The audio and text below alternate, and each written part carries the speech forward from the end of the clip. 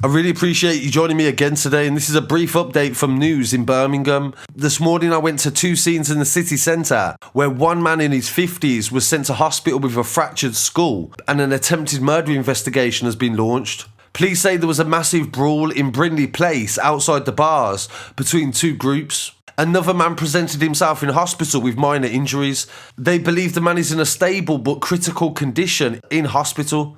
And police are requesting anybody that videoed the fight to come forward to the police. Footage from the scene shows forensics cordoned off a large area in the city centre, and there was hard at work trying to gather evidence for a future case. So I hope that this man makes a full recovery, and my thoughts are with his family at this time.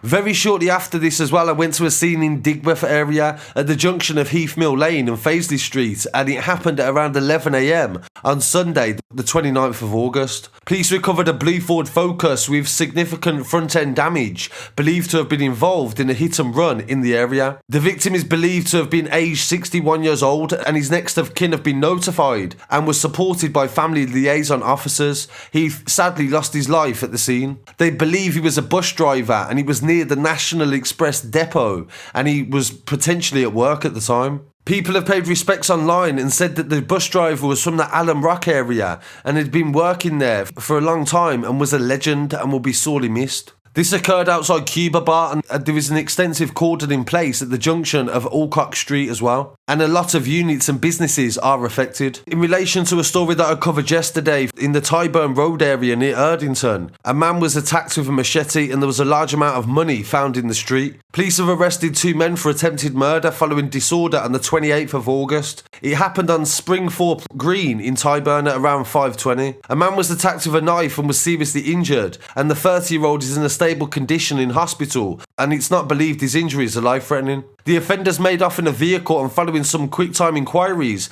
police said they found a van that they believe was involved and pulled them over in the city centre. It failed to stop for the police and it was abandoned on the Chester Road. The men that ran from the vehicle were arrested following a foot chase. A 22-year-old and 23-year-old remain in custody for questioning. Superintendent Paul Minor said the victim suffered serious wounds from a knife and is lucky to be alive. Armed police attended the scene, and there was also a helicopter that a reporter managed to film at the scene. Finally, in Brierley Hill, a man who was found dead in his property on Brierley Hill High Street on the 28th of August have identified the victim as Barry Johnson. He suffered blunt force trauma injuries to the head and neck, and a man called J. Lee Gallia was arrested and has since been charged with his murder. Gallia, of no fixed abode, was arrested by homicide detectives and will appear at Wolverhampton Magistrates on the 30th of August. Detective Inspector Wes Martin from the Homicide Unit said, "We understand the victim was a private man, and our specially trained liaison officers are helping to support his wider family during this time. So my condolences to the family of that man that has lost his life, and I'll definitely keep you updated on any conclusion to that case." So I really appreciate you joining me today. Please don't forget to like, comment, share and subscribe. I'll be back again very shortly with some more news. Peace.